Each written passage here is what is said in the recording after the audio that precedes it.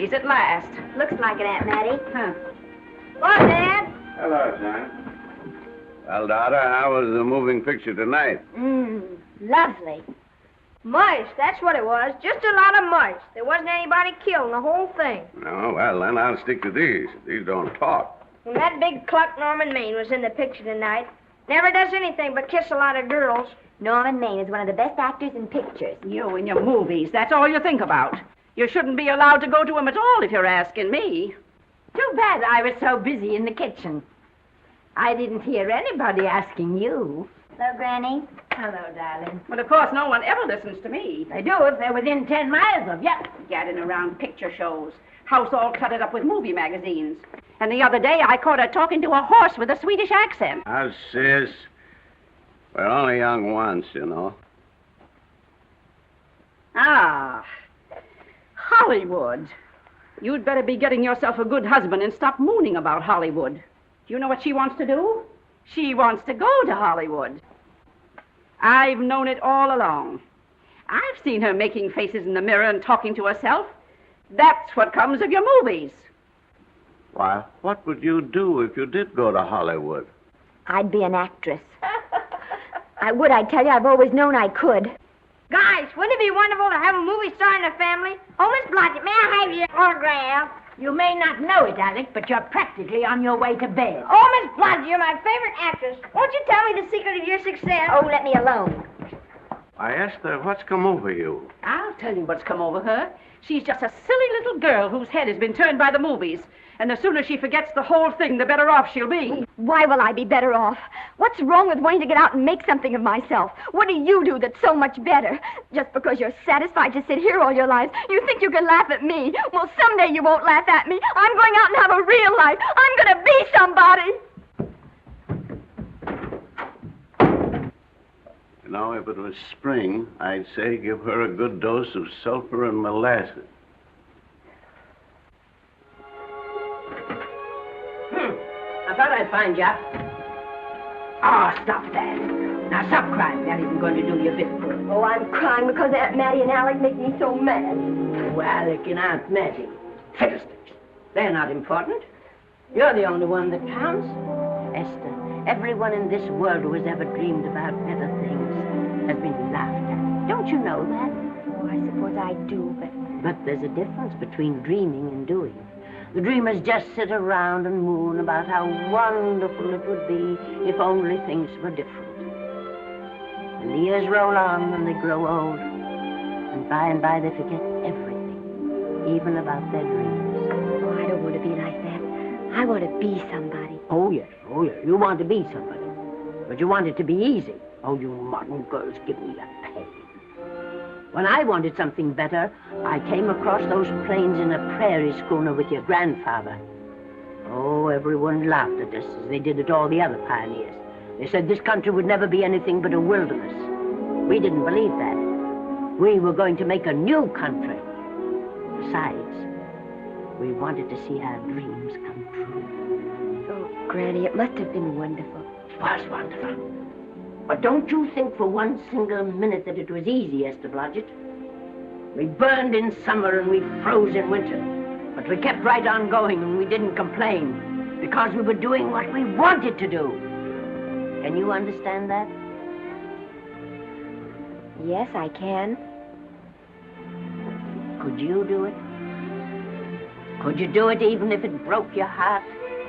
Because remember, Esther, for every dream of yours you make come true, you'll pay the price in heartbreak. Oh, I know what I'm talking about. You may not believe it, but I was a young girl once. A very pretty young girl. A lot prettier than you are. And I was in love with your grandfather. And when some Indian devil put a bullet through him, I felt as if it had gone right straight through my heart, too. But I remembered all he taught me, and I went right on. I buried him out there in that wilderness with my own hands. And I went right on that same day. And I kept right on going, even when your mother was born. Oh, Granny, I want to make it worthwhile.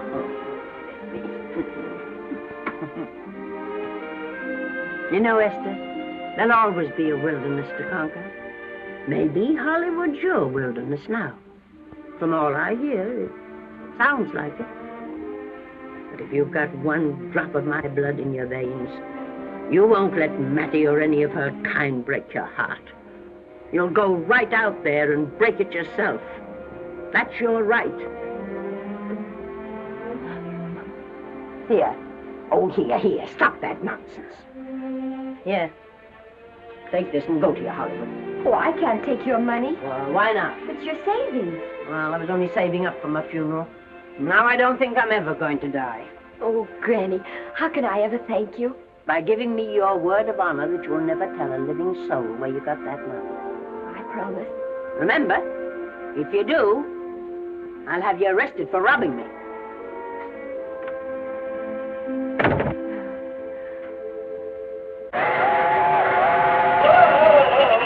Here we are. Want help me, Granny? Oh, I can make it, dear. Oh, nice cold. I kissed Dad goodbye. Just a little kiss. He didn't even wake up. I bet you didn't try that on your Aunt Mattie. Oh, Aunt Mattie. Think of her face when you tell her. I am thinking about it. I've waited for that chance for 30 years. Here she is, girl. Oh, thank you, Cousin. Good, huh? Well, come on. Here's your prairie schooner.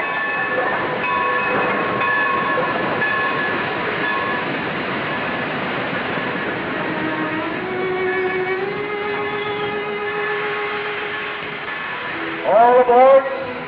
Oh, Granny. Go on. Goodbye, Granny. Goodbye. I'll be waiting for you in those movie pictures. Don't tell Mattie. You know, my eyes are not as good as they used to be, but my ears are all right. So you remember, talk up good and loud. All aboard. Goodbye. Bye. Bye, Granny. Bye.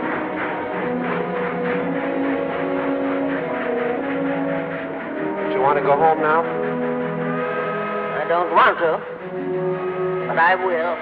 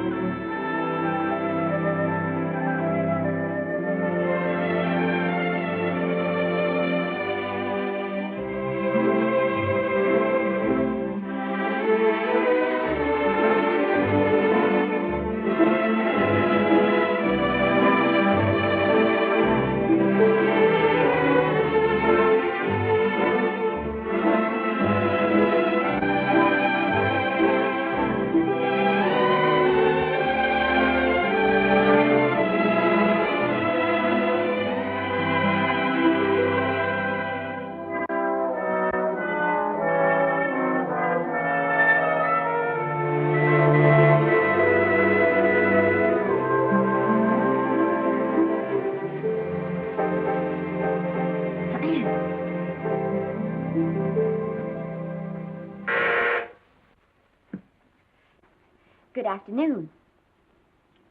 Day, week, or month?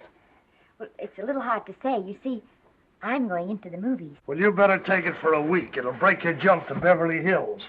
Are all the studios really near here? All except Gaumont British. I suppose the best way to get a job is to go straight to the studios, isn't it? Mm-hmm. I haven't any illusions, you know. I'm perfectly willing to begin with a little bit of a part, or even as an extra. $6, please, in advance. Oh.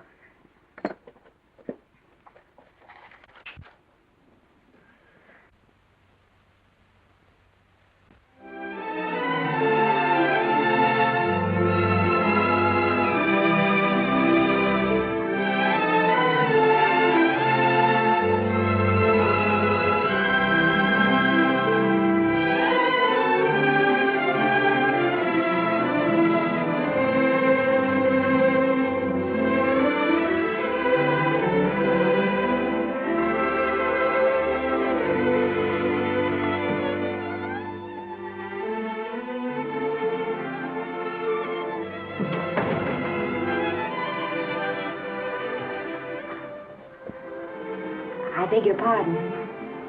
I'd like to register for extra work. How long have you been in Hollywood? Well, it's about a month now. We haven't put anyone on our books for over 2 years. Come here.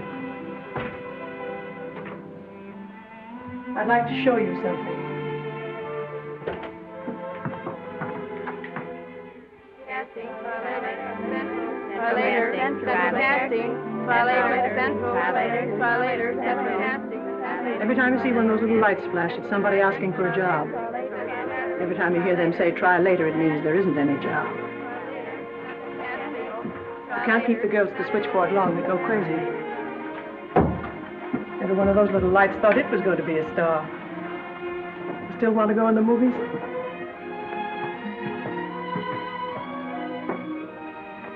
You know what your chances are?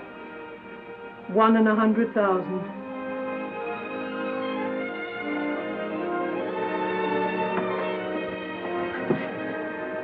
But maybe I'm that one.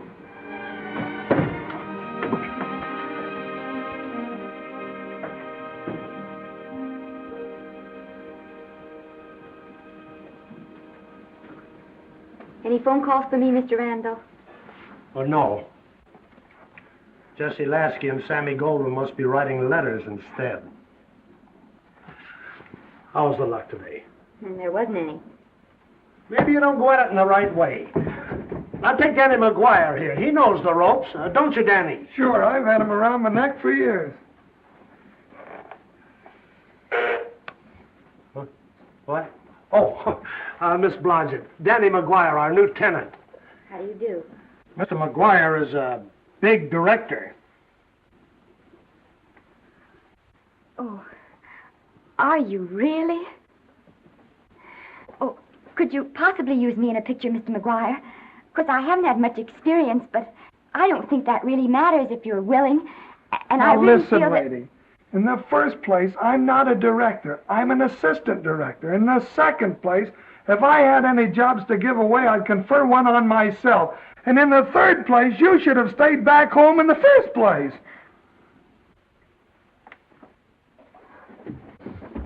Oh, now look what you've done. Hey, wait a minute. Hey, don't be that way. Don't do that. Gosh, I didn't mean to get tough, but a guy thinks he's being kidded when somebody asks him for a job and he hasn't got one for himself. After all, I'm not a big enough shot to hurt your feelings. I'm sorry. It wasn't just that. It was a lot of things. Looking for a job every day and never getting any nearer to it. I guess I was beginning to get a little scared. I know. Lady, do I know. Well, there's only one thing to do for that feeling when you're tired and sunk and down to your last nickel. Come on and I'll buy you a drink. Well, it's not as bad as down to the last nickel. I've still got $11 left. $11? You're going to buy me a drink. Come on.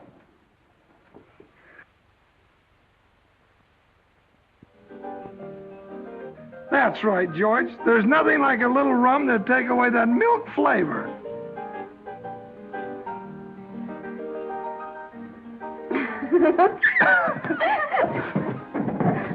I beg your pardon. Certainly.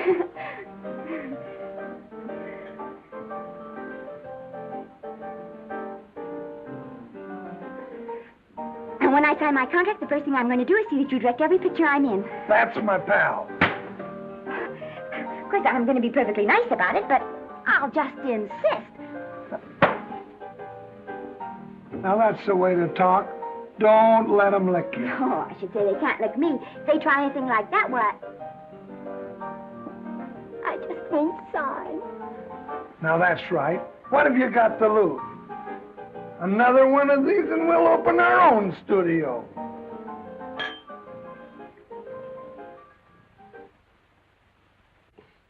Bill rendered $24. Past due. Remit without further delay. Me.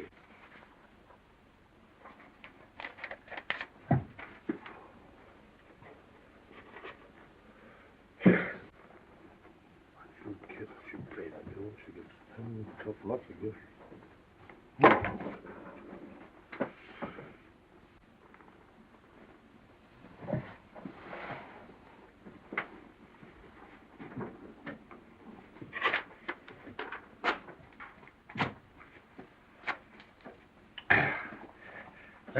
The fifth race. Tri-cap. Who's right in tri-cap?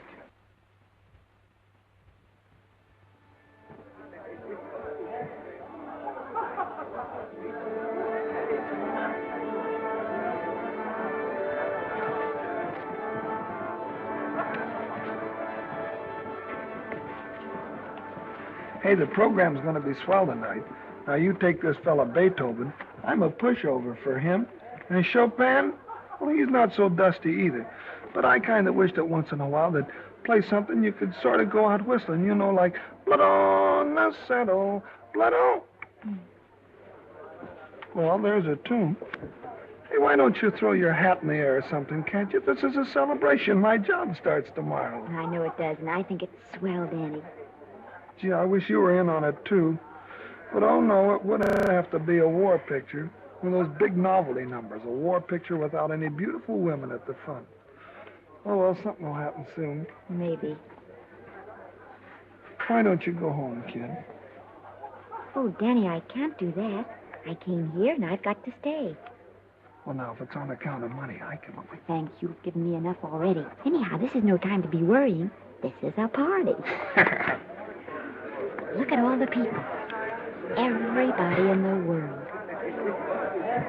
Look. That's Norman Maine.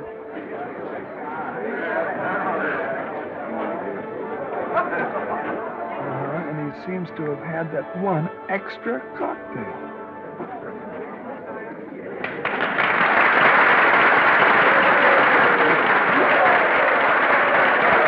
Oh, thank you.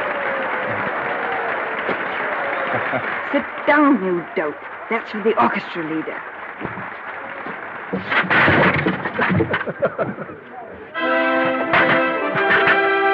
All right. Come on, Norman. Oh, Mr. Maine. Mr. Maine, put your arm around Miss Regis. Adolph, this is a Hollywood bowl. Oh, afraid of crowds. Go on, get out. What's the matter? You getting too big to bother with photographers? Don't want any pictures taken now. Oh, is that so? Well, supposing I take it anyway. If you do, I'll shove that brownie number 2 of yours down your throat. Thank you, Mr. Maine. Norman, stop it! Stop it!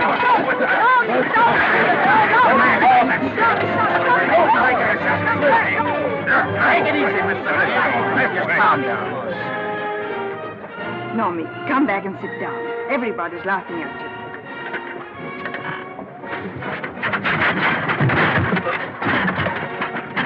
All right. Hi, Norman.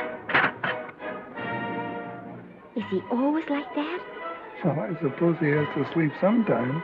Oh, and he's so wonderful on the screen.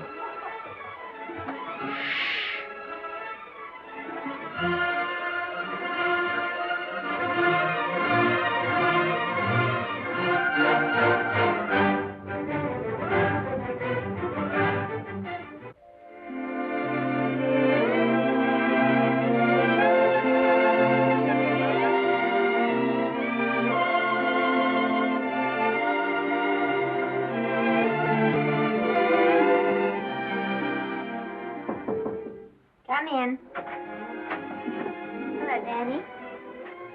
What's the matter? Well, believe it or not, I got a job for you. Danny, that's wonderful. When do I go to the studio? Well, you don't exactly go to the studio. Oh, it's on location. Well, it's not exactly on location. But of course, I haven't any makeup. Will you tell me what to get and sort of help me put it on? Well, you don't exactly need any makeup. You see, it's not really a picture job. It's being a waitress. Oh. Well, it's kind of a picture job if you look at it right. You said it was a waitress. Well, it's waitressing for Casey Burke, the big director over at our studio. He's giving a party tonight to kind of celebrate on account of finishing the picture, and he wanted me to get him an extra waitress, and it's $5. And I thought of you right away, Esther. That was awfully sweet of you, Danny. Well, there's going to be a lot of big people at Burke's house tonight, and I'll bet you there's any number of big directors, and if you're there, maybe they'll notice you. I could make them notice me. Sure you could, Esther. It's your chance. My chance. All right, Daddy, I'll do it. Oh, but I can't. I haven't got the right things to wear. To wear? Oh, yes. Now, you don't think the wardrobe department's right next to my office for nothing, do you? A perfect fit.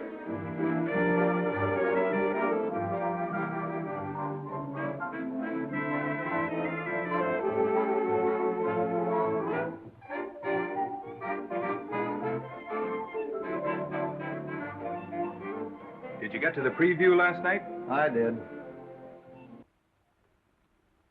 Would you like a little hors d'oeuvre? They are very nice. Well, thanks. Well, what did you think of the picture? They should have saved it for Thanksgiving. What a turkey.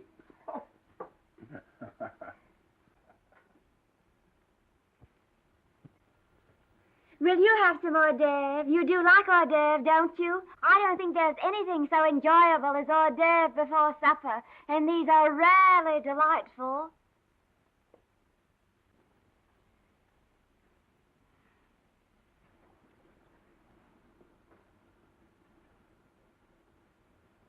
And at the finish, the kid turns around and sings the lullaby to its mother. Pardon the big boy, but would you like a little hors d'oeuvre? They say they're the best in town. Don't tell me. I know. Mae West. That's a great twist. But where are you going to find a 2-month-old baby that can sing? Hello, Oliver. Oh, hello, Casey. You want to fire me now? Wait till you see the picture. I'm not a director anymore. I'm a male nurse. What's the matter with the picture? Guy by the name of Norman Maine. His work is beginning to interfere with his drinking. Oliver, don't tell me I'm to direct his next picture, too. Mm-hmm. You were my favorite producer. Now, wait a minute. You just go right on with your directing. I'll take care of these stars. I know how to handle them. I had a serious talk with Norman after that Hollywood boat occurrence, and you don't have to worry any more about his behavior. Excuse me, Mr. Niles. Mr. Libby of your publicity department is on the telephone. He says it's most important, sir. It's about Mr. Maine. Thank you. Oh, it's probably just some little thing. Of course, Oliver. I'll turn on the radio and see if they've called out the National Guard yet. Hello, Libby. What's the good word? Mr. Norman Maine, America's Prince Charming, was apprehended driving an ambulance down Wilshire Boulevard with a siren going full blast.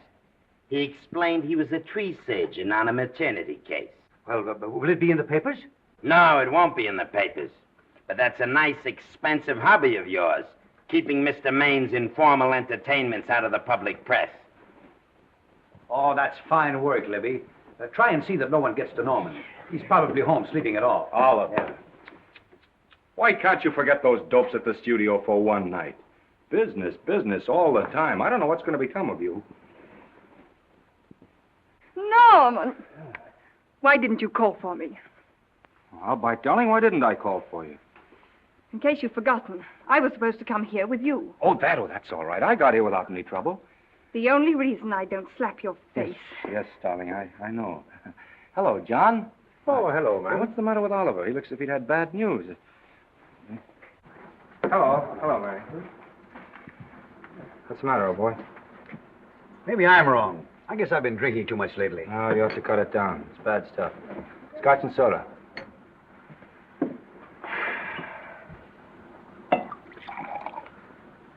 Come on. The word, you know, is pronounced when. Bad dialogue, Oliver. I'd rather not watch this.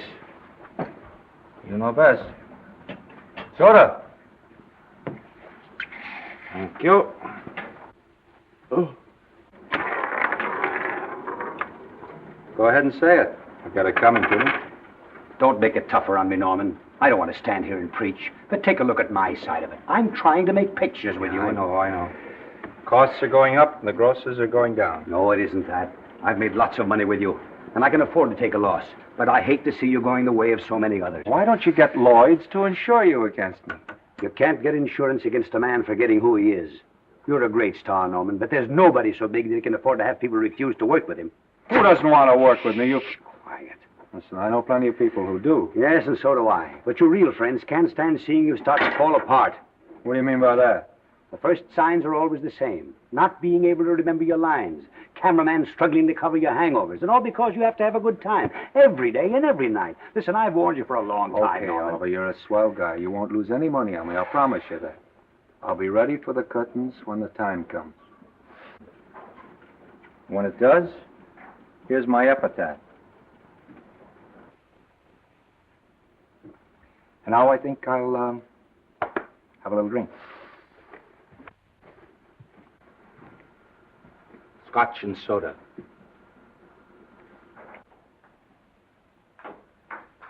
Scotch and soda. Ooh.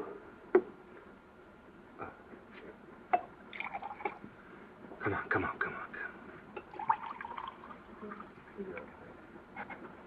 A little soda? Caviar? No, thank you. Yes, pardon me. Lovely. No, I mean the caviar. Mm-hmm. No, don't go away. I'm starving. Really.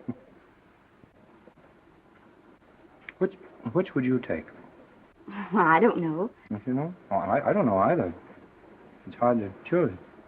I think I'll take caviar. Mr. Maine doesn't care for any more. Do you know me? No.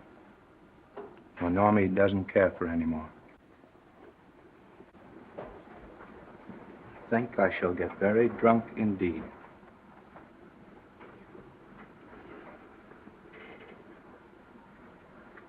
Scotch and soda. Sorry, I have something.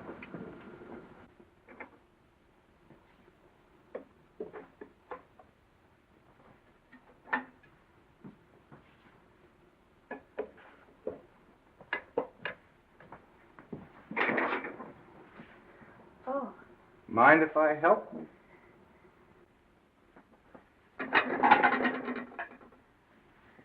Won't they miss you? Oh, no. They'll just look under the table, and when they see I'm not there, they'll forget the whole matter. Hey, what's your name? Esther Blodgett. My name's Maine. I know. You do? Ah. What's so funny? I was just thinking about all your fans and how surprised they'd be to see you here helping me put plates away. Oh, they don't know my finer side. They'd be pretty envious of me, meeting you this way in person. Oh, you do.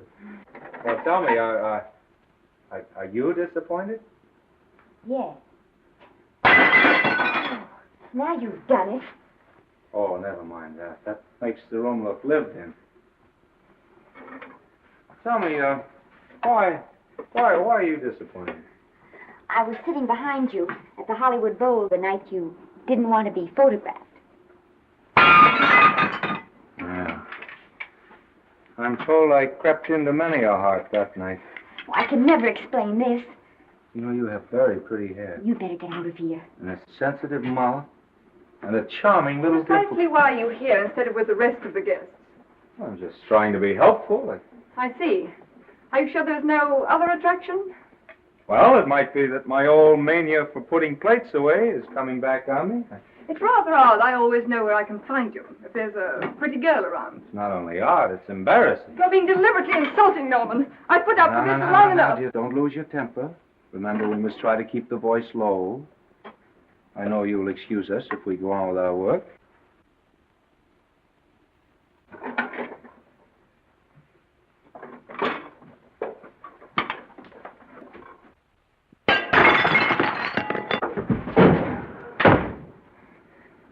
Now see what you've done.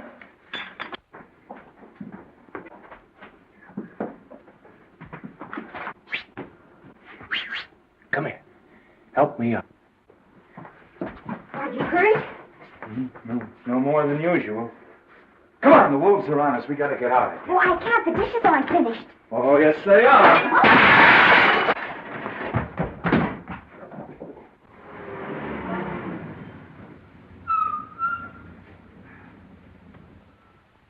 Well,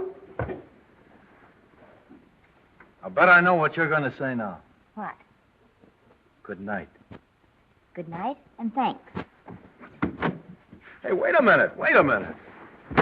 Hey, you realize that all I found out about you is that you're foolish enough to want to go into pictures? But why is it foolish? Look at you. Yeah, that's what I mean. No, I'd rather like to go into this matter a little more thoroughly. Oh, that's awfully nice of you. So why don't we go on up to my place and talk it over? Oh, no. Thank you very much, but I really must say good night. Good night. But you're not angry. No. I'm hungry. Well, why don't you go and get something to eat? Good night, Miss Blodgett. Good night, Mr. Maine. Wait a minute. Peter, the least I can do is to see you to your door. Will I see you again? I hope so. Has anyone ever told you that you're lovely? Well, now you know. Thank you.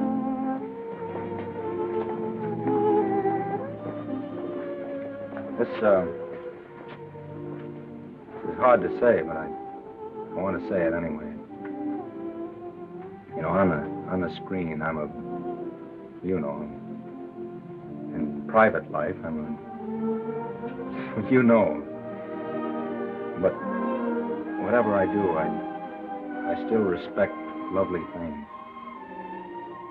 And you're lovely. You understand? Yes, I think I do. And it isn't that bump on the head that's doing this. Well, I'm glad.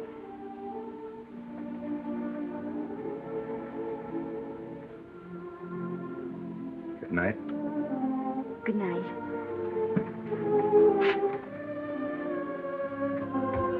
Hey! Do you mind if I take just one more look?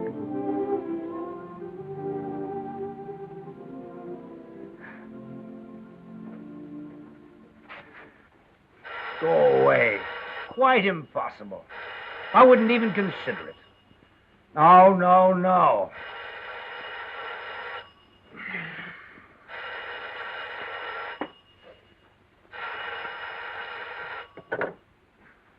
Hello? Who is it? Who? Norman? What have you done now? You're not in jail, are you? Oh. Yes, I see. Oh, it's that again. I see. She's beautiful. Yeah, I know. You want me to give her a screen test?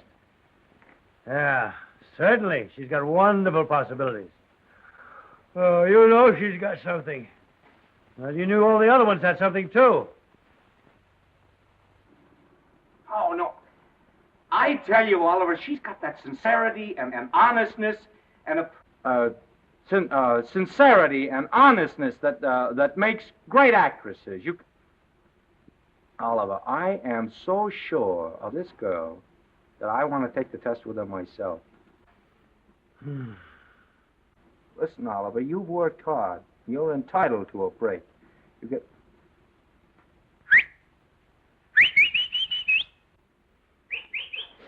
Yes, I heard you. Anything. Anything. Yes. Yes. Yeah.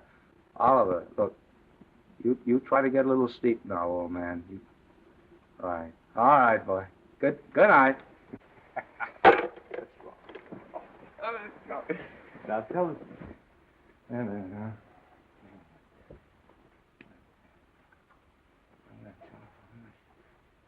Telephone book. Telephone book.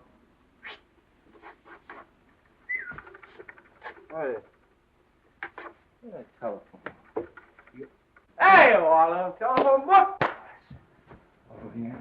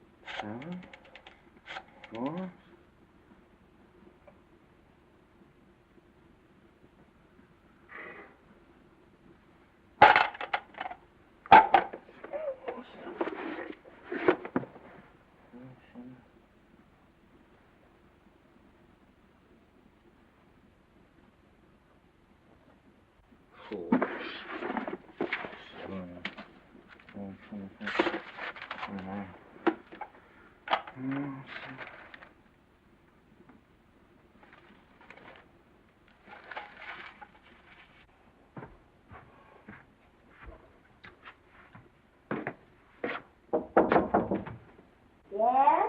Telephone. For me? Some drunk trying to be funny says he's Norman Maine. Thanks, I'll be right down. And this Blodgett, would you give him a message from me? Tell him it's 3 o'clock in the morning!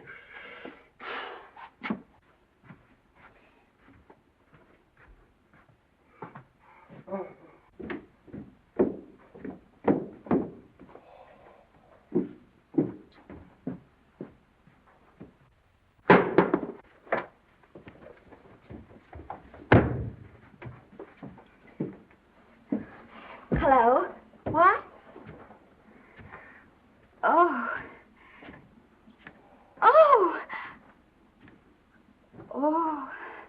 Oh, yes. I'll be there. Oh, thank you.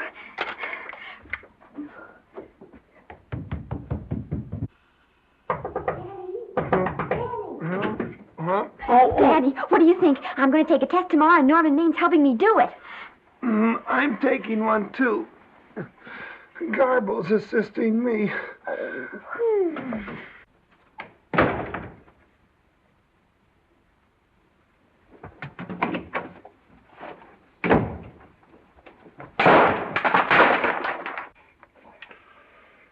Oh.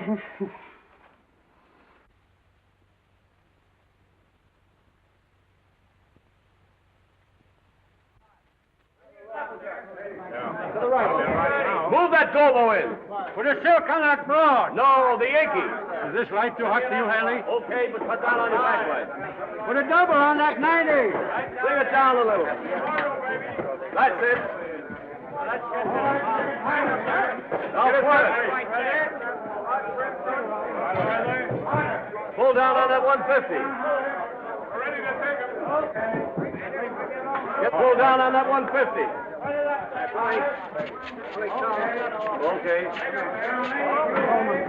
Come here and get this thing. Run it here. Run it.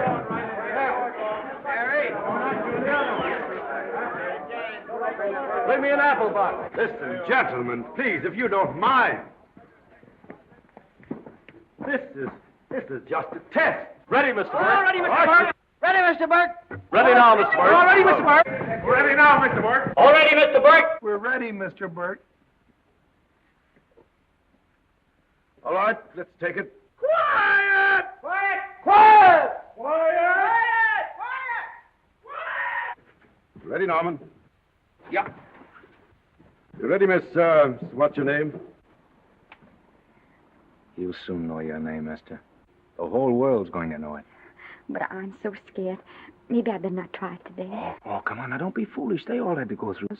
Harlow, Lombard, Myrna Loy, and now Esther Blodgett. All right. I'm ready. This is the take. Rolling. Quiet. Hey.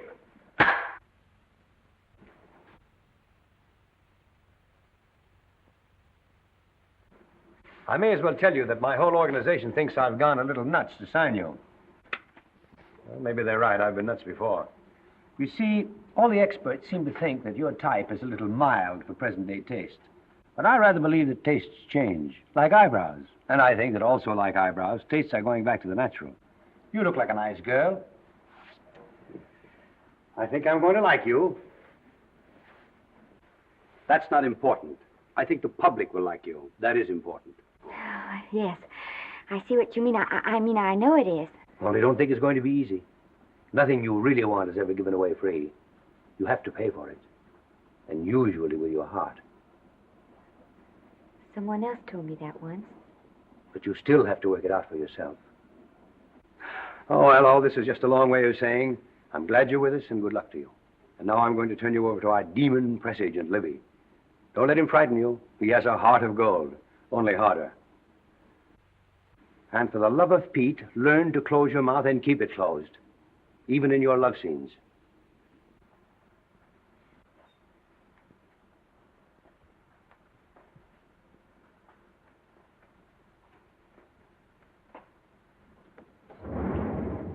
Are you a Russian? No, I was born in Fillmore, North Dakota. Oh, no. First saw light of day in a mountain cabin, a trapper's hut, high up in the Rockies. Go on.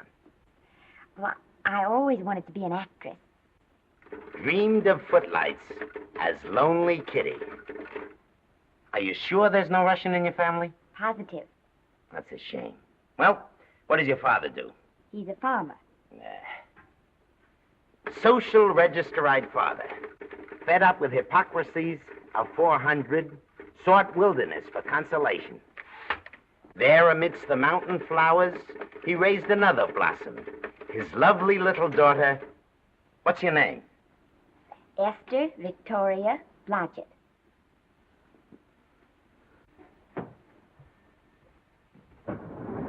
Greatly appreciating your attention in this matter, very truly. Do you know what her name is?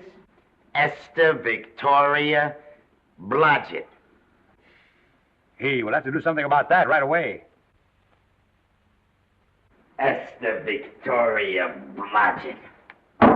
Well, that Blodgett's definitely out. Let's see, Esther Victoria, Vicky. How about Vicky? Oh, I think that's terribly cute. Let's see, Vicky. Vicky what? Vicky, pronounced Vicky. See, Esther, Besta, Sesta, Desta, Festa. Oh, that's very pretty. Jester, Hester, Desta, Lester. Vicky Lester. Oh, I like that. Say it. Vicky Lester. Say it again. Vicky Lester. Say it again. Vicky Lester. Say it. Vicky Lester. Say Vicky Lester. Vicky Lester. Vicky Lester. Vicky Lester. Vicky Lester.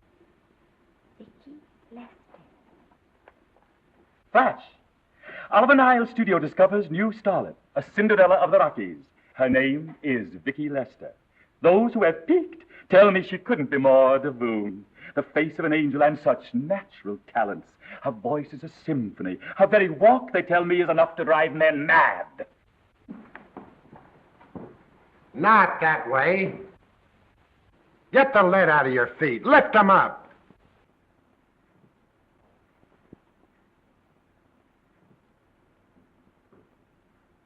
That's better. It's terrible, but it's better. The quality of mercy is not strained. It droppeth as the gentle rain from heaven. Cease. Through the mouth, my child, through the mouth. The nose is for smelling roses. Proceed. Does she have to look surprised all the time?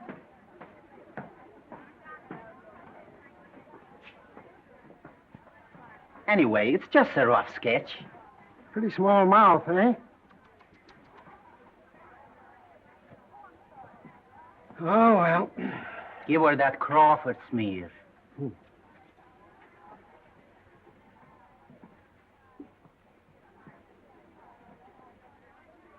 This'll give her that Dietrich. Yeah.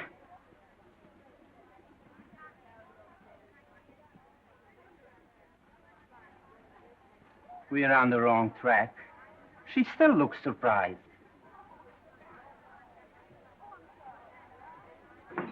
Listen, dress people. We're shooting on the set this morning, not in the commissary. Now, come on, snap into it.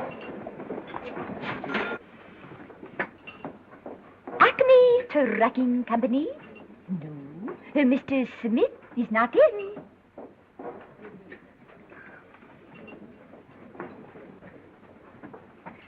Acme Trucking Company.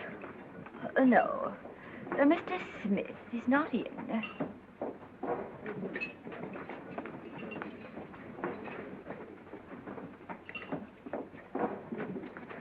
Good morning. What can I bring you, Mr. Maine? That just shows how long you've been here. Mabel, bless you. How soon are you and I going to be married, huh? I don't know. You'll have to ask my mother.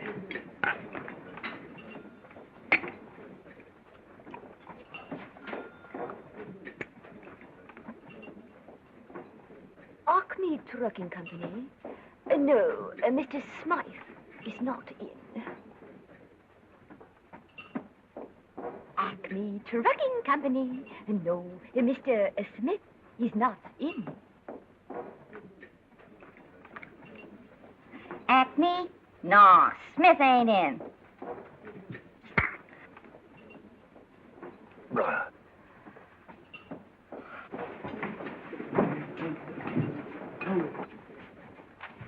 Acme Trucking Company? I'd like to speak to Mr. Smith, please. Mr. Smith is not... Oh, Norman. What's all this between you and Smith? I've got a part. It's only one line, but it's in the picture. So it's ambition that made you break that date with me last night. Well, I had to be here so early this morning, and So did I. I had to stay up all night to make it. you've started your picture, haven't you? No, we're still in the testing stage. You can't seem to get the right girl for the lead. Gee, you'd think with all the girls there are that... Yeah, I know, but this one's got to be different. She's got to be little and cute and sweet and intelligent. It'll blow me down. What? Well, close my tired old eyes. What is it? Hold everything. Come on. Come on.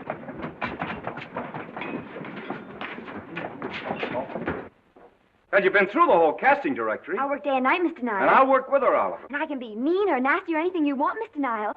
If she clicks, Oliver, you've got a star overnight. Okay.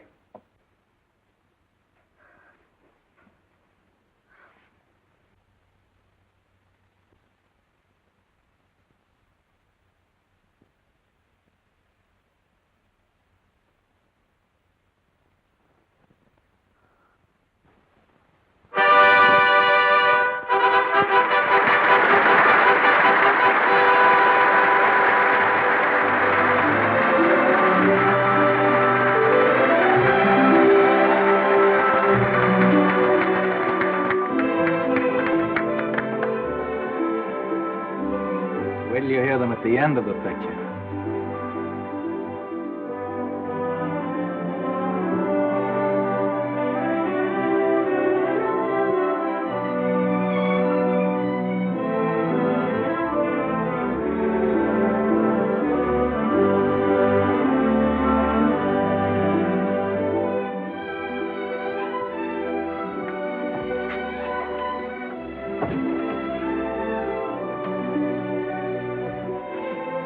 Do you think we were noticed? By no one. They're much too busy playing at croquet. I've loved you all my life. But we only met 2 days ago. That's when my life began.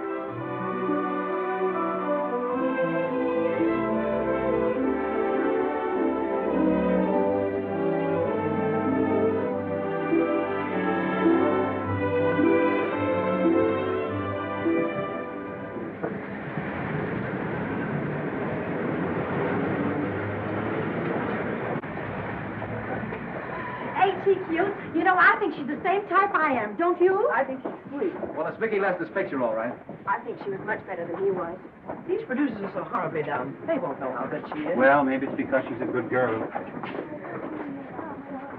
Oh, Maine's not so bad, but it's Vicky Lester they'll go to see. Isn't she, darling? I think she's the most precious little thing I've ever seen. The knockout, Libby. You might mention that when you write your review. That Lester kid's a gold mine. Didn't you like Norman Maine? Was he in it? Libby, I'm afraid we have another hit. Huh? It's in the bag, neatly tied up with beautiful pink ribbons. Say, where are Norman and Vicky? I don't know. I thought you had them. I wish they'd come. We're having a party at the Trocadero.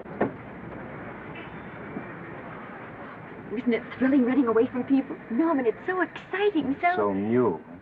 A star is born. Come on, run.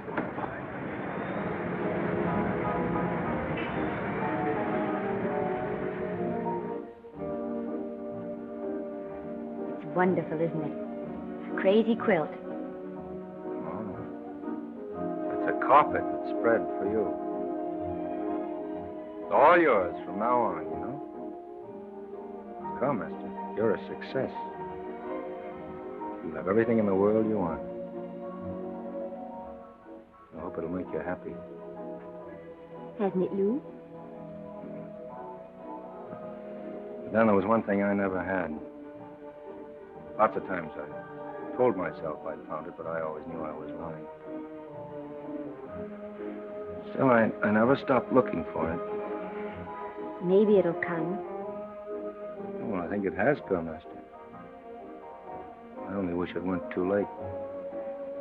Oh, but it's not too late. Oh, you can't throw away your life the way I've thrown away mine and have anything left that's good enough. No. You can. Norman, you can. You mustn't tell me that, Esther. I'm so afraid that I'll believe it.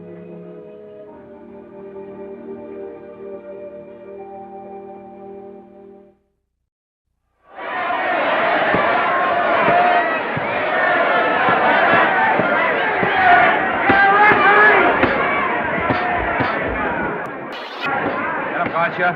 Shoot your right. Swell, isn't it? Lovely. What's Gotcha getting? Can't you hear me, Gotcha? Shoot your right!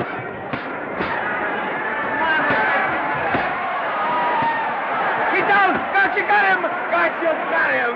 He did, didn't he? Yeah, but he'll be up, though. You like it? Sure I did. You like me? Sure I did. Ooh, that reminds me. Will you marry me? No, thank you. Come on, Gotcha, finish him. Why won't you marry me? Wasn't that dependable? Hey, shoot your right! Throw away your money? Break him up in there. Break him up. Drink so much. Well, suppose I quit drinking. Yes? Come on, Gotcha, shoot the right in there, the right. Suppose I save my money. Yes? There he goes. Let him have it. Suppose I became absolutely dependable on all occasions. Yes?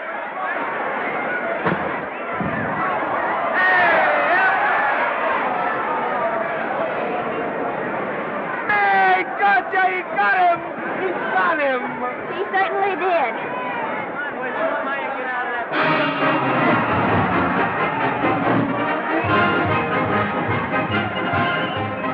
Gee, that's a beautiful fight. Norman. What, dear? Oh, that for me if I said I'd marry you? No, certainly not. But I was just supposing. We're going to be married. Guess I didn't read that line right. I'll try it again. We are going to be married. Both of us. Yeah, to each other. What do you think of that? Well, when? Where? Well, we thought we'd elope in the conventional manner. What's the matter? It's trying to decide whether it's good for the studio. Is it? It is. And bless you, my children. When's it going to happen? Oh, we thought we'd just sneak out sometime. We're not telling anyone but you. Listen to this. The screen's ideal romance blossomed into breathtaking reality today when Vicky Lester and Norman Maine, America's dream lovers, slipped quietly through the portals of holy matrimony. How does it sound? Horrible. But you see, we're going to elope. Sure you are. It'll be the biggest elopement this town ever saw. We'll get a tie-up with the Army, have you escorted all the way down to Yuma by 20 of their new bombing planes. Is he going with us? Don't you think we can work this thing out better alone? No sense in bothering the happy couple with all the details. I'll see to it that you get a carbon copy of the whole layout. I can hardly wait. I'm sorry we didn't realize that we were in the way. While you're settling the details, you don't mind if I take this woman out and buy her a ring, do you? Sure, go ahead. We want everything legal. That's a charming match. A nice girl like Vicky. And public nuisance #1. Now, wait a minute, Libby. Norman's all right. And if you'll pardon my pointing, Vicky's business is her own. It doesn't require any comments. I wasn't making any comments. I just said it was a rotten shame. So go ahead and plan the elopement. Oh, that elopement stuff is out. You can't get any scope in that. We're going to have a wedding. Where'll we have it? Customary place, I believe, is a church. Nah, it's been done. This has got to be something big. The beach. I can visualize it. The bridesmaids in bathing suits. 20,000 Santa Monica school children spelling out the word love. It's a novelty, but is it big enough? Why not the city hall? A police escort of every motorcycle cop in town. Sirens screaming, confetti pouring out of buildings like the Lindbergh reception in New York, only on a big scale. What's the matter? Isn't it big enough? And now, if any man can show just cause why these two may not be lawfully joined together, let him now speak, or else hereafter forever hold his peace. Do you, Alfred Henkel, take this woman as your lawful wedded wife? Will you love, comfort, honor, and keep her in sickness and health as long as you both shall live? I will. Do you, I beg your pardon. Do you, Esther Blodgett, take this man as your lawful wedded husband? Will you obey, serve, love, honor, and keep him in sickness and health as long as you both shall live? I will. Place the ring on her finger. Hurry, please. Now, by virtues of the power invested in me as Justice of the Peace of San Bardo Township, County of Los Angeles, I pronounce you man and wife.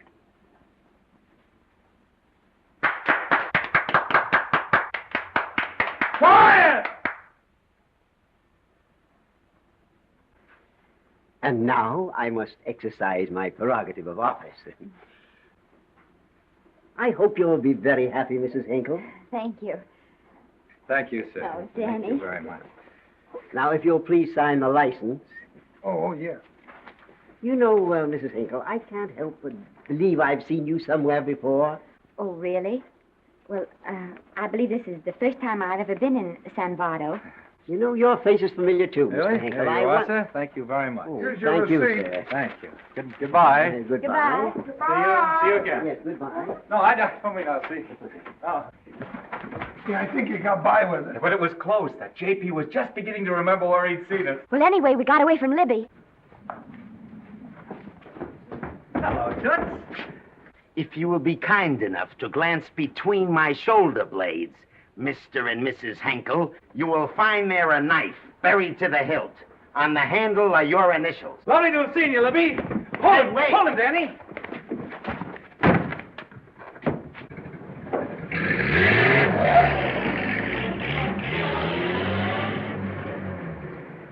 There go a couple of rats I raised from mice. Well, they got a right to get married, haven't they? I haven't got any right to double-cross the public, and I haven't done it yet. Hey! People versus Porky Washington, who is charged with violating Section 600. Young man, you're in contempt of court. Operator, get me the Los Angeles Tribune. I've a good mind to put you under arrest. Wait till I make the score. You wait, too. Tribune, give me the city desk. Johnny, this is Matt Libby. I got a flash for you. Norman Maine and Vicky Lester were married at 2:30 this afternoon. Vicky Lester? Court recess.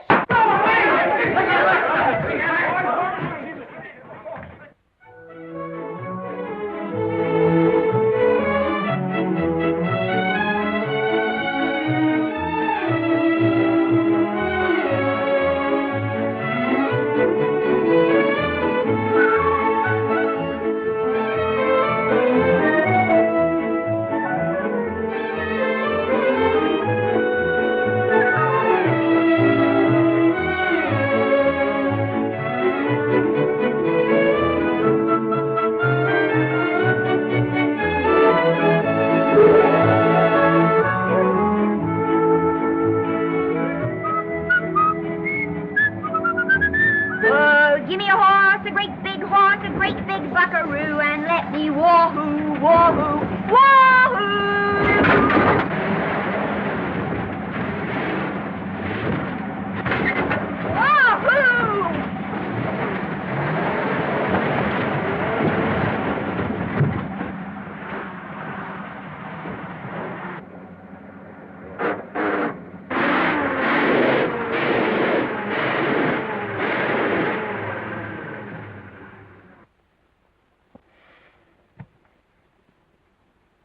Wahoo! Hey, Wahoo. I don't want to sound immodest, but I think I've stripped the gear. Well, sit down, won't you, and let's get acquainted. We'll probably be seeing quite a bit of each other from now on. Well, might just as well break the ice now as later.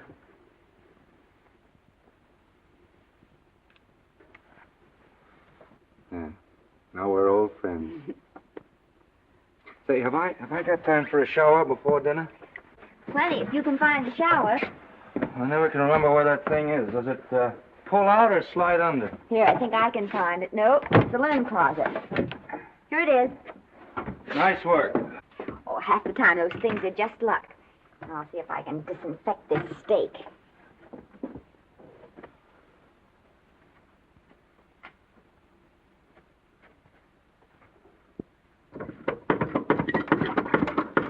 Yeah, Esther, there's no soap. Here. Thank you. Oh, and Esther. Yes, dear? I'll need a washcloth. Oh. How you fix the cigarettes? You know I never smoke underwater. Hey, what do I do to make this thing work? Pull that gadget at the top and pray for rain. Well, I can't reach it. I can't get my hands up. If you've gone in there with your arms down, you'll never get your bath. Unless you're a contortionist. Yeah, well, I'm not a contortionist, and don't throw that up to me now. You knew it when you married me. Will you close this door, please?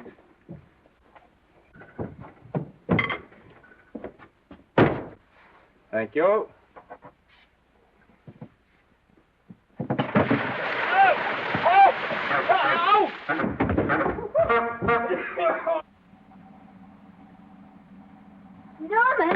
Norman, here comes the car. You got it?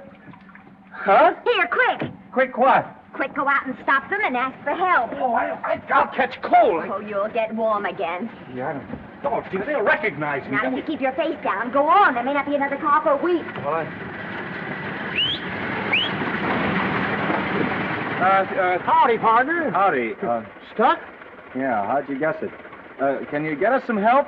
Well, I reckon not. You know, it's a long way to town. We're pretty busy down at the place. Well, I got to get out of here. I've got my wife with me. Doesn't she like the country? No, and we're short of food. There's a lot of game in them woods. Well, my wife can't shoot. Well, you're sure up against it. Sorry I can't do anything for you. Well, wait, listen, I'll be frank with you. I'm Norman Maine. Who? Norman Maine. Well, my name's Judd Baker. Glad to have met you. Well, so long. Hey, wait a minute. Listen, you don't...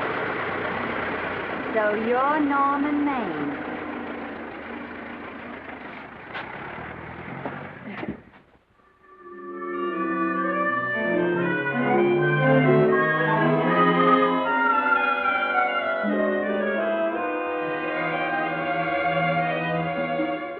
I got my prestige to look out for. I'm supposed to be the best publicity man in the racket. And they laugh themselves sick when I even try to get a decent mention of Maine. Yes, I know how sensitive you are, Libby, and I don't like to see your feelings hurt. Thanks, boss. Now, Vicky, there's a dish for free space. But if Maine swam across the Pacific, the papers would keep it a secret. Well, the exhibitors don't like him, the critics don't like him, the public don't like him, and I don't like him. Who likes him?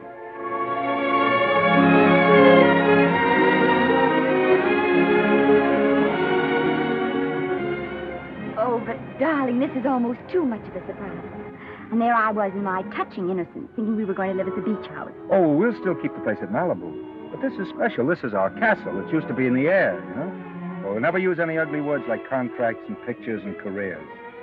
When we come in those gates, we'll check the studio outside. Come on, I got another little surprise for you.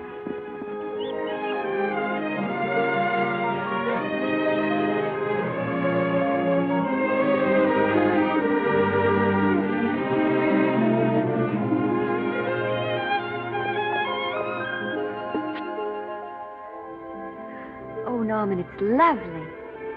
So are you lovely. The whole world's lovely.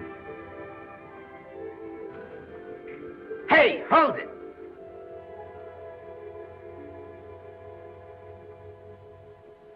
That's it. Caption: Their honeymoon never ends. All right, let's get some pictures. Now, if the bride will sit here and the groom stand behind her, we'll have something unique. Now let's go after something different. You sit down and she'll stand up. Pretty radical, isn't it? Yeah, but in a nice way. Okay, Otto, fire. Caption: Their honeymoon begins anew. Ah, the producer. Caption: Their honeymoon ceases abruptly. Hello, Oliver. Glad to see you. No, I'm glad you're back. Thank you. Vicky, how well you're looking. Hello, Oliver. Am I interrupting? Yes, thank you. Just want a couple more pictures. That's enough of both of them. What they're asking for is exclusives of Miss Lester. Alone. Oh, I see. Well, come on, Oliver. Let you and me get exclusive. See you later, Vicky. Oh, don't worry, Otto. My camera smashing days are over. They ain't your only days that are over. Oh, hold that, Miss Lester. Gorgeous. Well, Oliver, how's the dividend situation? Very pleasant. I think we'll show $2 million on the next quarter. Oh, good. Smart move of mine to sell my stock, eh? Oh, well, when you need money, you need it. Well, some people save up for just such an event. There's bound to be a rainy day occasionally. Yeah, but as a citizen of California, I've always refused to admit that. Yes, I know, but still it does rain. Well, anyway, you can thank me for some of those dividends of yours. Mm-hmm. Oh, can't you? Oh, sure. That was a little too quick, Oliver. What's the matter? The Enchanted Hour was a smash hit, wasn't it? Well, it made Vicky a star overnight. Yes, it should have. What about me? Oh, let's talk about business at the office, Norman. Beautiful pool you have here. Beautiful. Oh, now let's talk about it here. Didn't they like me? Well, maybe the part wasn't just right. It was the best part of the year. Look, Oliver. You think I'm slipping? Can you take it? Go ahead. The tense is wrong. You're not slipping. You've slipped. Oh, my fan mail's still big. Norman. Fans will write to anybody for a photograph. It only costs 3 cents for a stamp, and that makes photographs cheaper than wallpaper. But every 25 cents they pay for a theater ticket buys them the right to be a critic. And your last few performances, Norman, have not pleased your critics.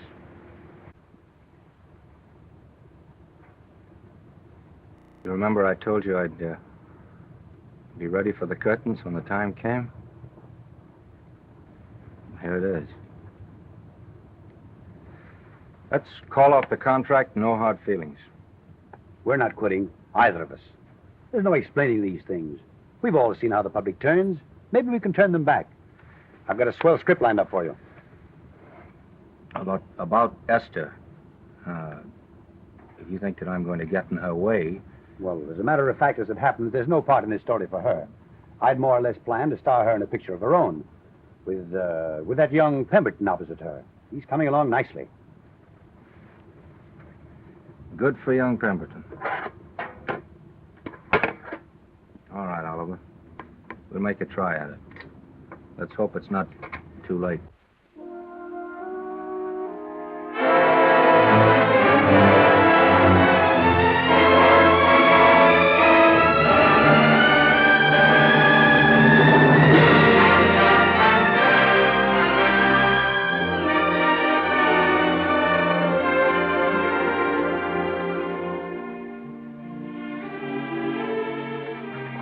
No argument. I'll buy those. Huh. The screen's most finished actor. I'll say he's finished. He keeps them away in droves.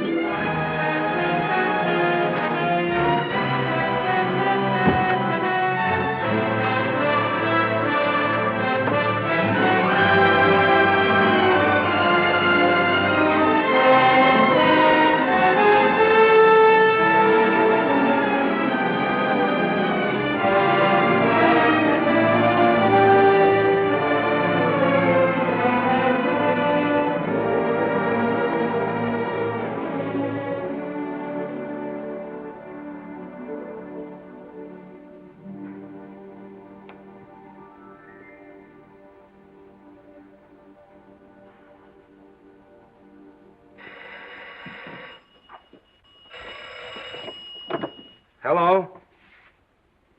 No, Miss Lester isn't home as yet. No, I'm not the butler.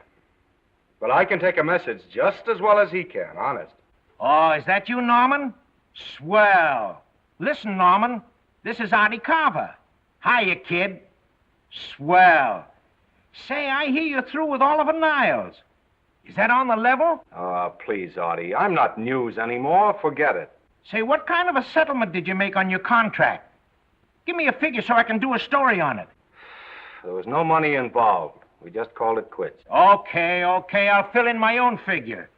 Say, by the way, I've been trying to get an interview with Vicky for 2 weeks, but she's always busy. How about you giving an old pal a break by speaking to her for me? Sure, I'll ask her. Swell. So long.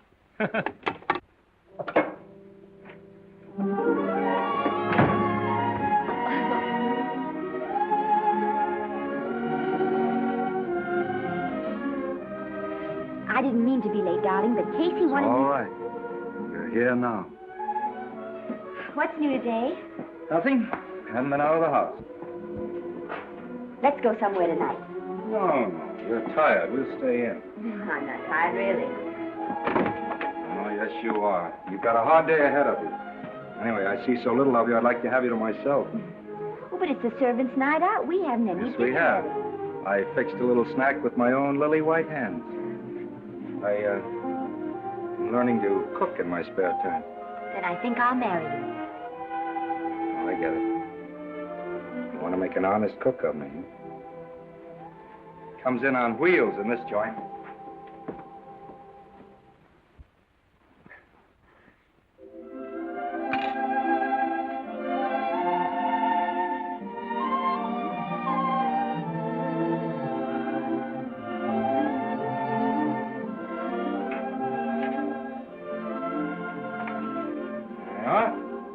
How's it look?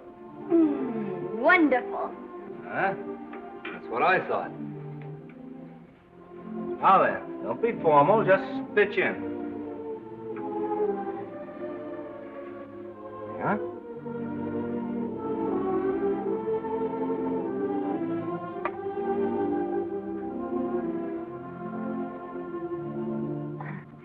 I'm afraid my mouth's not quite big enough. I'll measure it next time and make them to size. A little hard to lift, too. In fact, I think I'll take those measurements right now.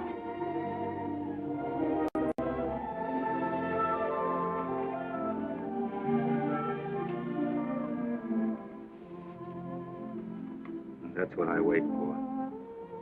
All day. And that's why I rush home without even changing my costume.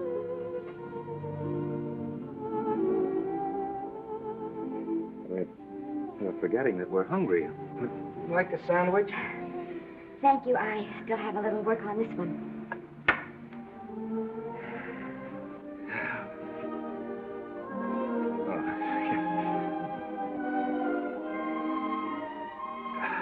Norman, will you unhook my dress? I can't breathe. Mm-hmm.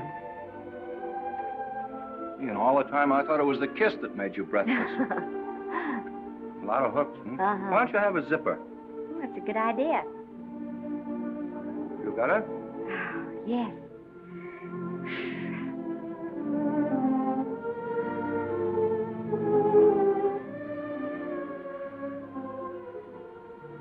Don't look now, but I think that guy on your left is in love with you. I hope so.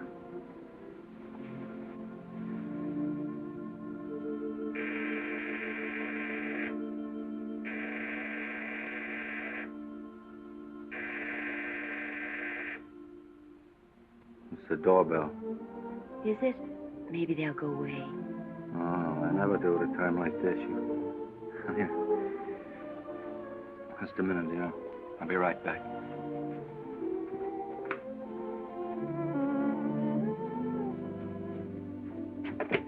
Does Vicky Lester live here? Yes. I got a package for her. I'll sign for it. Who are you? I'm her husband. Oh, sure. Sign right here, Mr. Lester.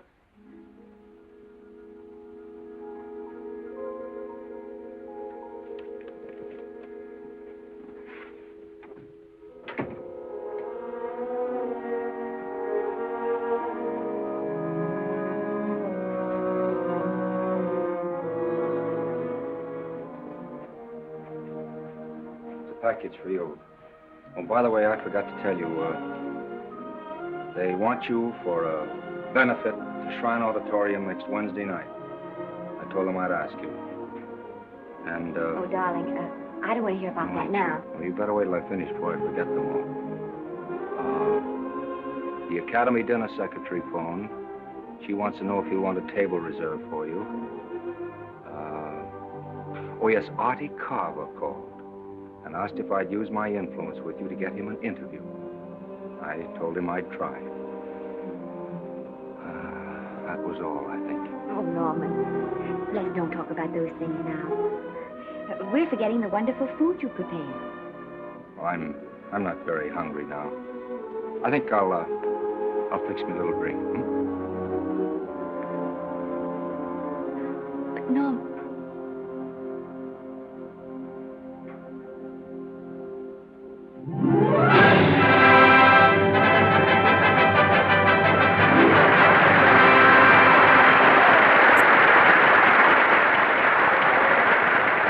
Norman would come.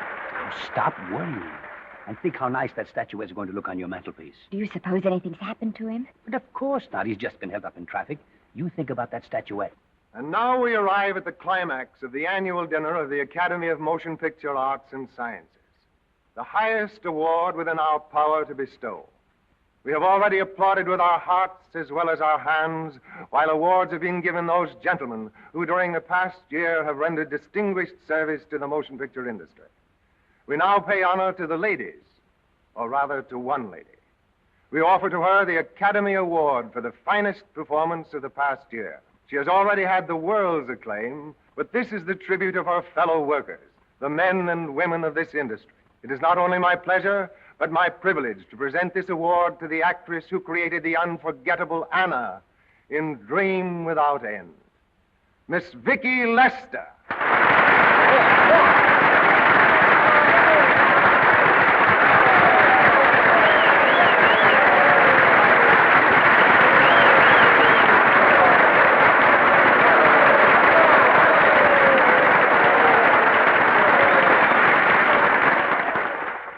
What more can we say, Miss Lester? This says it all for us.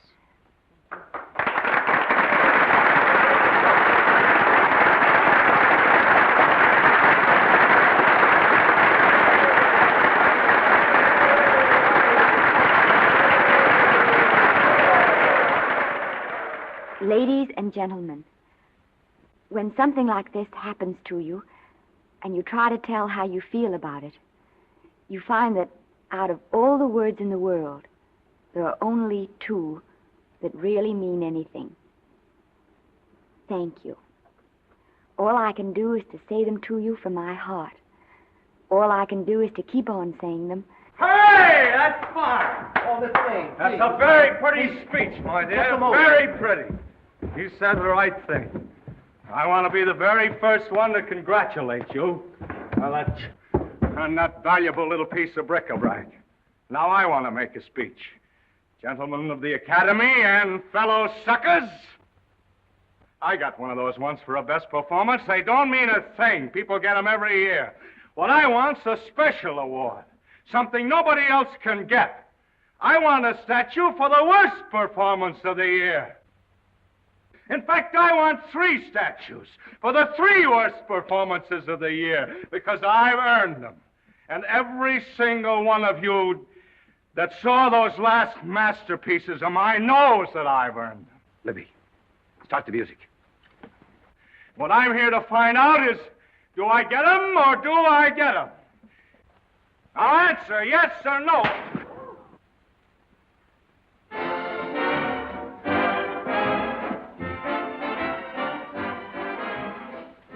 Norman, darling, let's go and sit down.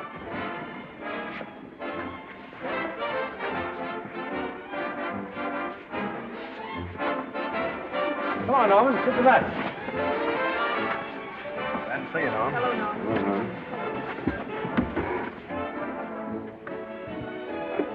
Well, Norman, how are you? Hi, Oliver. My dear, do let me congratulate you. You must be terribly proud and happy tonight. Thank you.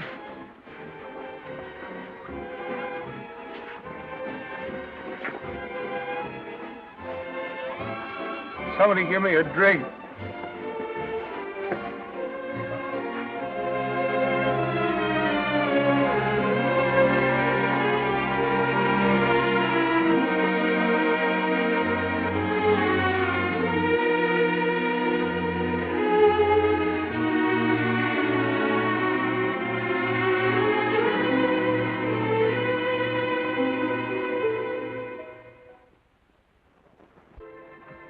Oliver, it's nice of you to come to my dressing room. Vicky, how are you? I've missed you. Everyone's missed you. Have a nice trip. Well, a 3-month tour of the theater circuit scarcely comes under the head of pleasure. But the way they're screaming for your pictures all over the country. Miss Lester, if I may talk shop, you are a knockout. Thank you. It's good to hear that. You've been crying. A little. How's Norman?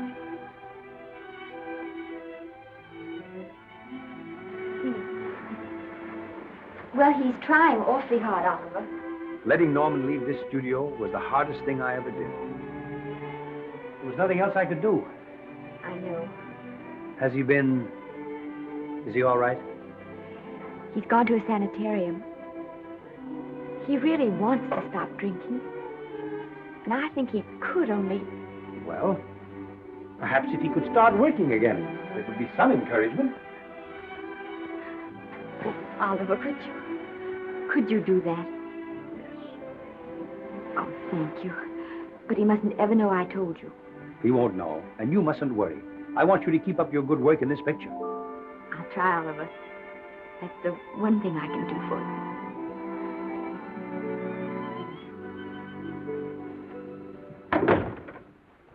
If you'll just sit here, Mr. Niles, I'll have Mr. Maine brought down.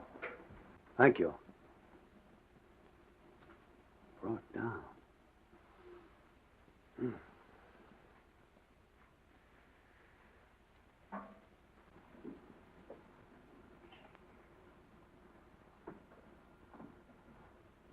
Hello, Oliver. Welcome to Liberty Hall. Hello, Norman. Well, no, Mr. Niles isn't slipping me a case of scotch, Cuddles. This is just a handshake. This is Cuddles, Oliver, my social secretary. We go everywhere together. How are you feeling, Norman? Fine. Getting along remarkably well, Cuddles tells me. He says you ought to see some of the boys. Let's sit down. Yeah. Cuddles, we really don't need you. Touching, isn't it? Can't bear to have me out of his sight. Are you comfortable here, Norman? Comfortable. It's positively luxurious. They even have iron bars in the windows to keep out the draft. How much longer are you going to be here? Oh, well, I'm really cured now. I'm just staying on for an extra week or two to get in good shape, you know. After all, there's no particular hurry to return to the cameras. That's what I wanted to talk to you about. I've got a script with a fine part for you in it. Gee, Oliver, that's great. That's great. Who plays opposite me? Well, it is not exactly the lead. Young Pemberton's doing that. But I tell you frankly, I consider your part better than the lead. Oh, I see. It's better than the lead. Well, of course, it isn't terribly long. But it's one of those parts that makes an impression on you. They'll be thinking about you all through the picture. Mm-hmm. Well, the thing is, Oliver, I'm pretty well set at another studio. I'm not at liberty at the moment to tell you which one. You know yourself how those things are. Of course. But it's a big picture. He's one of the biggest of the year. Mm-hmm. And the part. Every actor in Hollywood would give his teeth to play. Mm-hmm. Well, that's fine, Norman. Naturally, that will tie you up for a while. But we won't get to this picture for some time. And perhaps, if you want to consider it for later on, well, we'll be... I'll tell you, Oliver, you'd better not count on me. See, I've got several pictures lined up after this one, and they're talking to me about England. You know, they're doing some very interesting things over there, you know. Mm-hmm. Hey. What is it, Cuddle? Speak right out. We all love you. Your dinner. Oh, yeah, we dine at 5:30 here. It makes the nights longer. Well, goodbye, Norman. I'm glad to see you getting along so well. I'll be out in no time. I'll have to introduce myself all over to a lot of people. They won't know me when I'm not drinking. Goodbye. Bye, Norman. Thanks for dropping in. Yeah. Well, Cuddles? Alone at last, eh?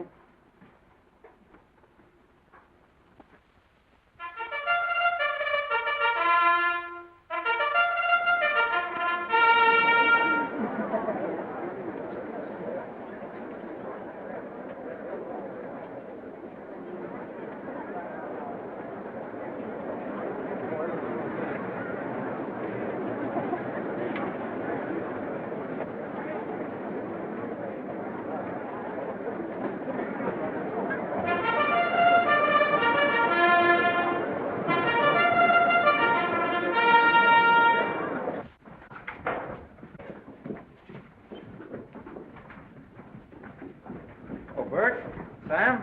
How are you, Marion? Oh, hello. Hello. Hello, Normie. Glad to see you. How I hate to run into these has-beens. They give me the creeps. Me too. He was good while he had it. And he had it quite a while. Hello? Hello, Mr. Maine. I haven't seen you in a long time. Oh, I've been resting. Ginger ale, please. Ginger ale and what? Ginger ale and ginger ale. A new leaf? A whole new book. Thank you. Scotch straight. Hello, Libby. Why, it's Mr. America of yesteryear. Do they let you wander about now without a keeper? Oh, sure. I'm a trustee now. Didn't expect to find you at Santa Anita. What do they do with the actors while you're away? Oh, they cut them into slices and fry them with eggs.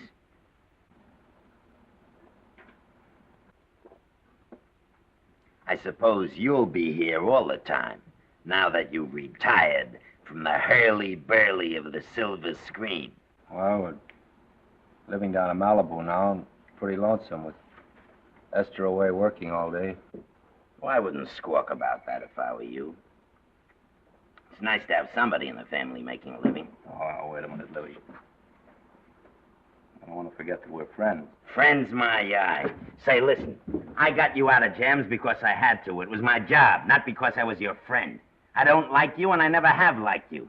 Nothing made me happier than to see all those cute little pranks of yours finally catch up with you and land you on your celebrated face. Pretty work, baby. Always wait till they're down, then kick 'em. I don't feel sorry for you. You fixed yourself nice and comfortable. You can live off your wife now. She'll buy you drinks and put up with you even though nobody else will. We're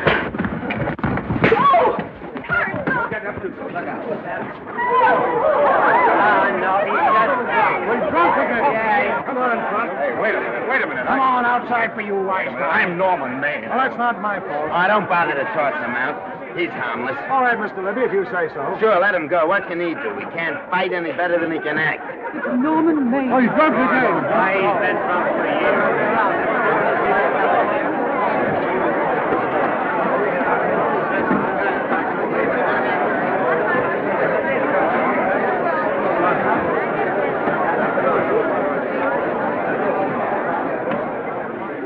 Give me a scotch. Double. Leave the bottle here.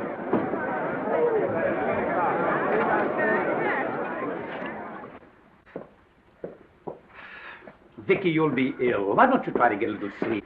But he's been gone 4 days. 4 days and not a word.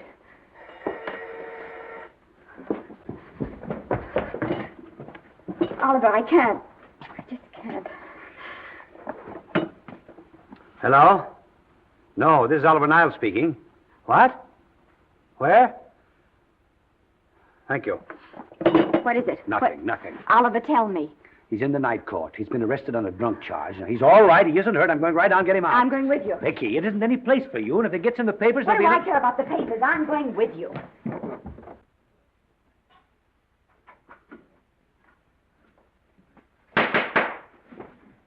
Division 30, Municipal Court, County Los Angeles, now in session. The Honorable Judge J. Parrish presiding. Be seated, please. Were you able to do anything? Judge wouldn't even see me. Ready, Your Honor.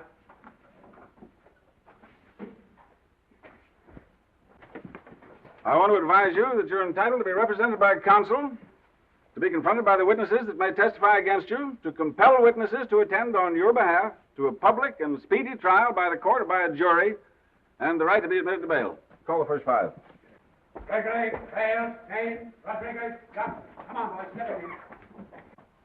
Go ahead. Move along. William Gregory.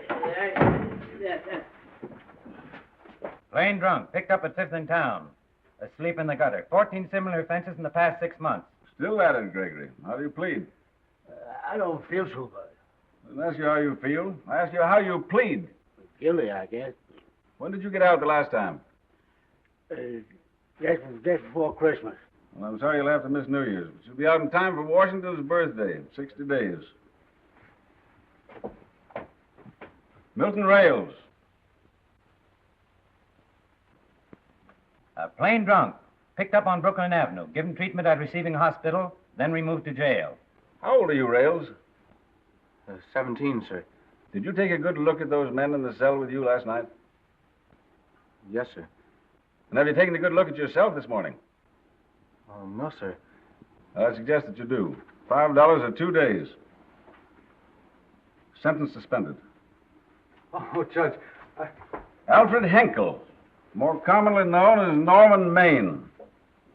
Drunk and disorderly. Cracked car into tree at Sunset and Coronado. Evidently been drinking for days. Resisted arrest and injured one of the arresting officers.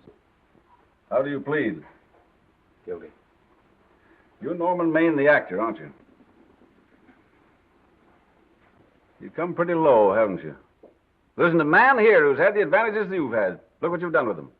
You're nothing but an irresponsible drunk, driving about the streets with the power to inflict death or injury on innocent people. I think we'd better deny you that power for a while. 90 days in the city jail. Please wait.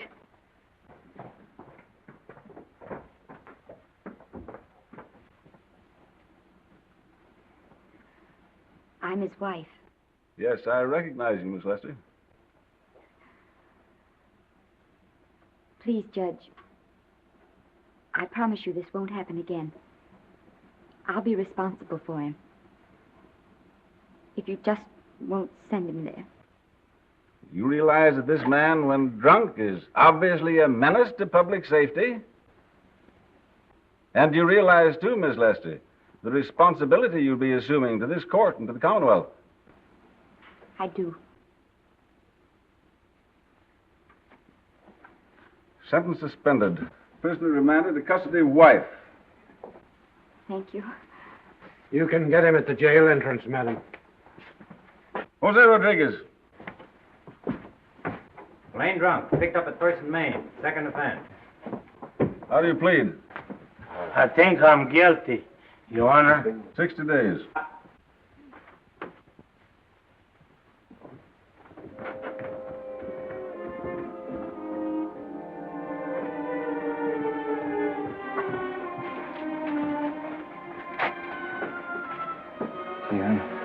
I'm so tired. Hold it, Mr. Maine, for picture. Oh, no. What about a statement for the press? Oh, no, please.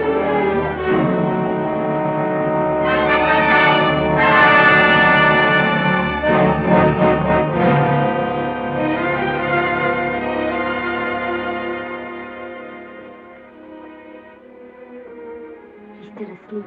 He's been asleep nearly all day. It's the best thing for him. Awful to see this happen to someone you love. And know in your heart that it can't get any better. I only know that all I can do now is stay with him and try to help him. So will I.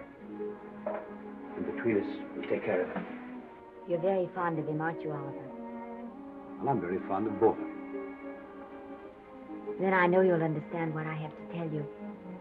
And after what happened last night, I think you already know what it is. I can't do any more pictures. I'm going away for good with Norman.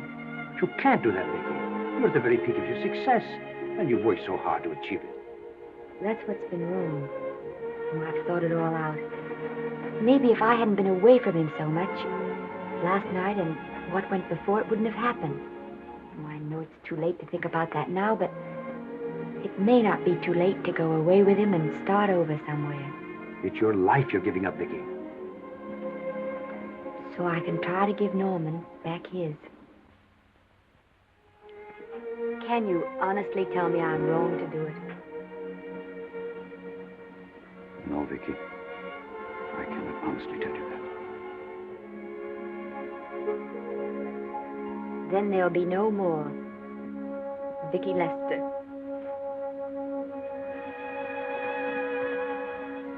Come on, walk to the door with me.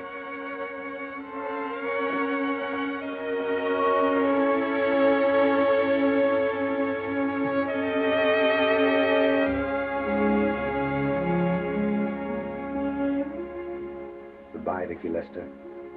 You were a grand girl. Good luck, Mrs. Norman Maine.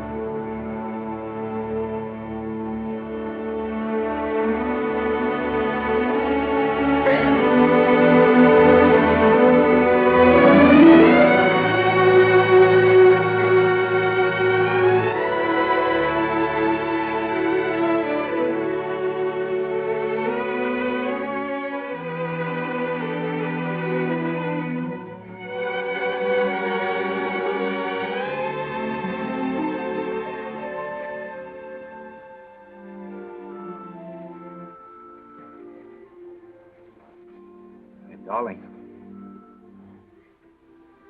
this is Maine coming in to apologize again.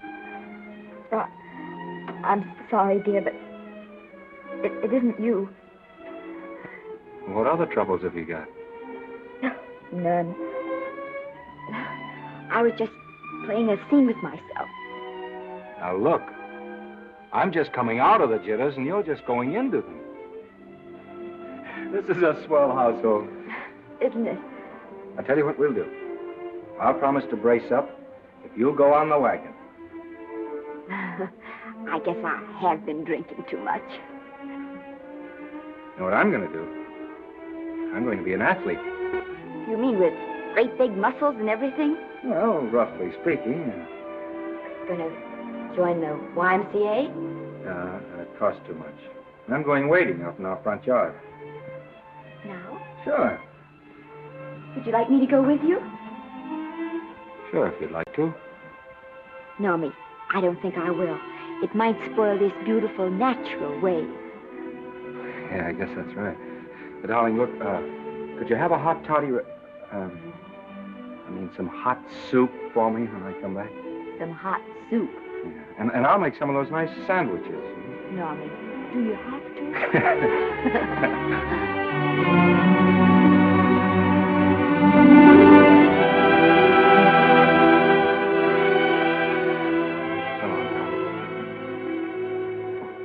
Now, don't stay in too long.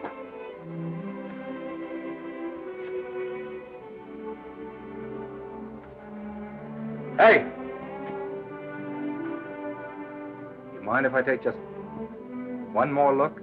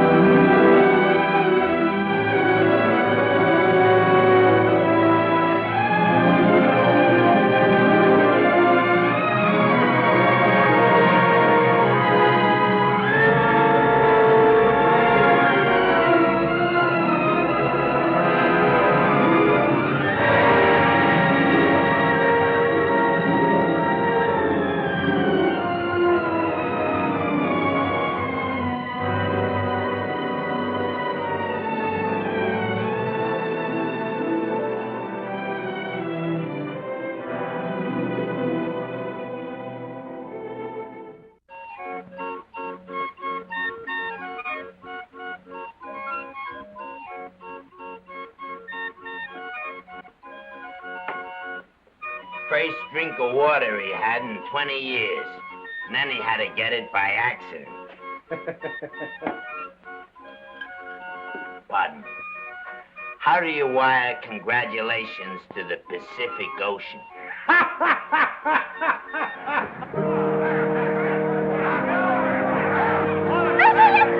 Oh, you can't see her face. Hello, Vicky.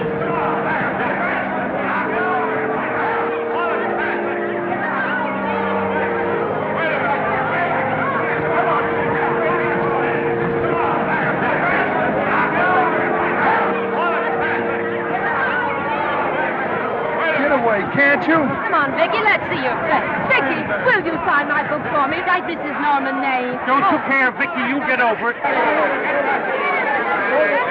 Stand back, can't you? Don't you cry, dearie. He wasn't so much.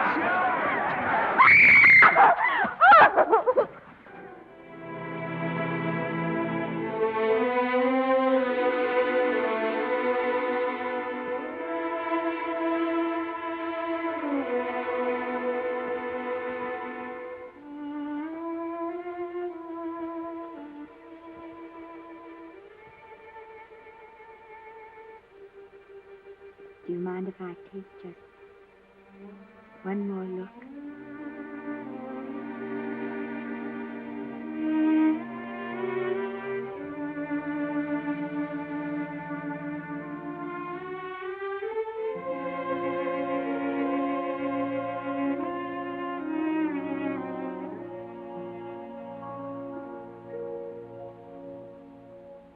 Here are the paychecks for the servants' graves.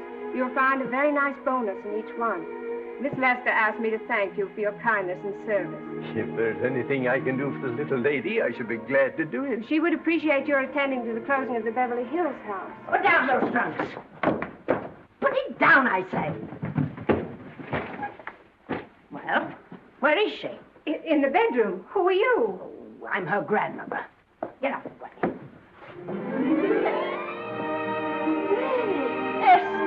Granny, darling. Oh, I'm so glad to see you. What made you come? Oh, I know when I'm needed. Now get out of here. Go on, get out of here, all of you. I want to talk to my granddaughter alone. I came just as quickly as I could. But I'm going home. I sent you a wire yesterday.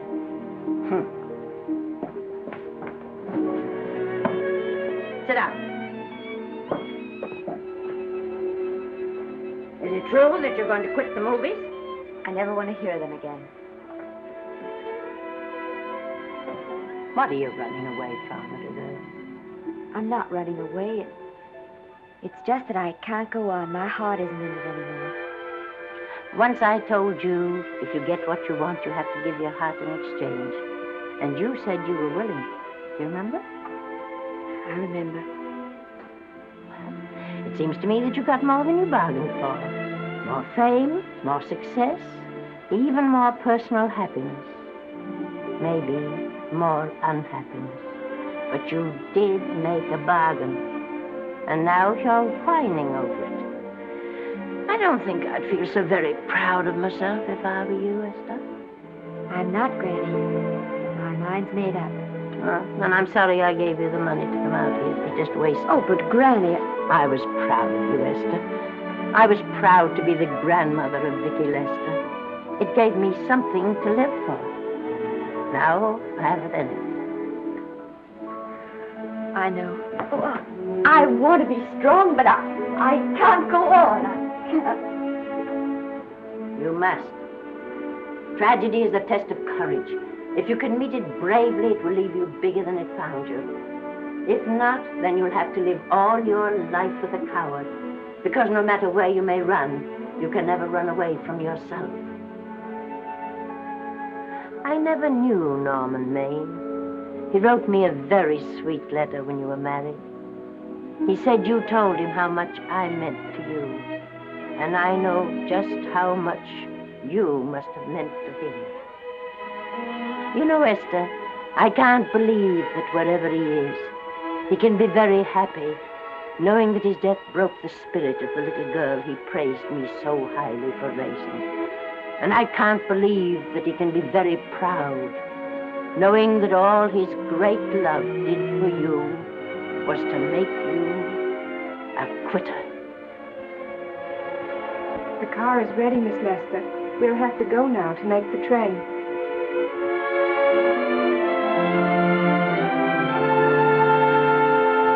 Put the car back in the garage.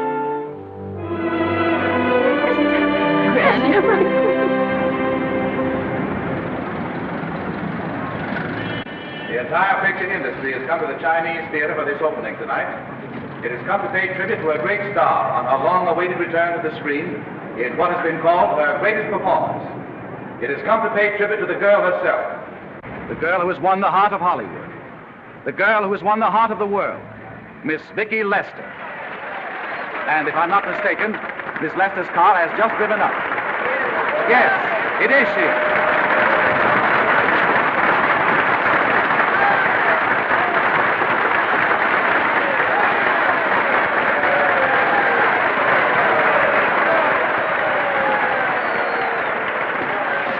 This doesn't scare you too much. I scare very slowly, young man. Big smile, folks, please.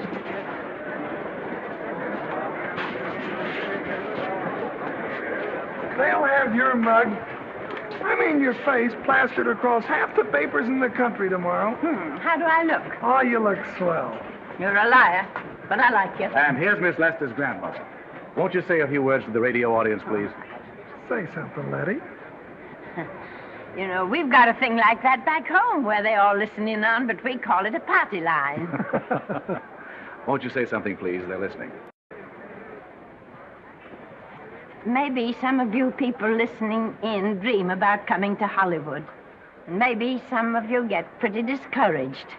Well, when you do, you just think about me. It took me over 60 years to get here. But here I am, and here I mean to stay. Thank you very much.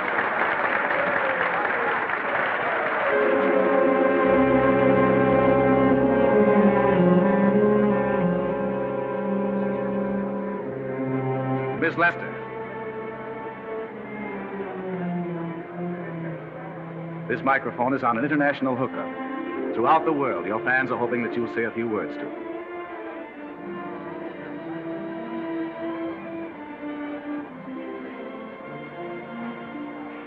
Hello, everybody.